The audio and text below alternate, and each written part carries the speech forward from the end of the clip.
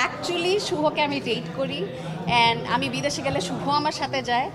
এই বিষয়টা খুব এনজয় করি, যেটা বললাম যে এটাই আসলে একজন অ্যাক্ট্রেসের সার্থকতা, যখন তাকে হচ্ছে মানুষ তার ক্যারেক্টারের নামে চিনে, ওই বিশ্বাসযোগ্যতাটা সে অর্জন করে, যে ওই ক্যারেক্টারটাই উনি। মানে আমি যে আসলে আমার যে একটা পার্সোনাল লাইফ আছে, আমি ফেসবুকে কোনো কিছু পোস্ট করলে মানুষ বলে শুভ ভাইকে কিন্তু দেখলে মাইন্ড করবে, বা শুভ ভাইকে বলতে হবে আপনি একা একা ঘুরতেছেন কেন, শুভ ভাই কোথায়।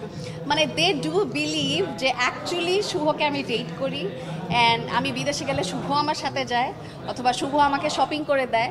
তো এটা আমি খুব খুব এনজয় করি, খুব মজা লাগে। শুভ ভাইয়ের যেহেতু কথা বলেন, শুভ ভাইয়ের সাথে সামনে আমরা কোনো কাজে দেখতে পাবো কি? শুভ ভাই তো কানাডায়, সবাই তো কানাডায় অনেকদিন ধরে, সো জানি না কবে আসবে। ছোট্ট একটা মজার কথা বলি, রিসেন্টলি আমি মালয়েশিয়ায় গিয়েছিলাম।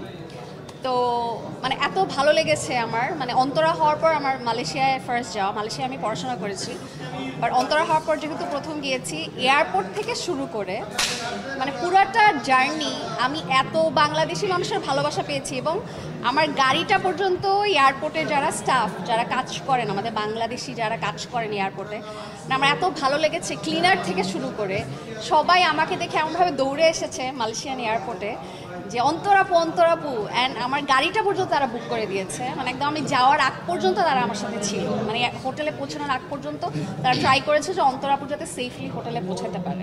মানে এটা যে আমার কী ভালো লেগেছে এটা আসলে ভাষা প্রকাশ করার মতো। আপু সামনে 14 ফেব্রুয়ারি প্লাস ঈদ, সামনে কি কাজ দেখতে পাবো? সবে বারো তো মনে হয় 14 ফেব্রুয়ারিতে। জি রাইট, নাই জি রাইট। কি কাজ দেখতে পাবো?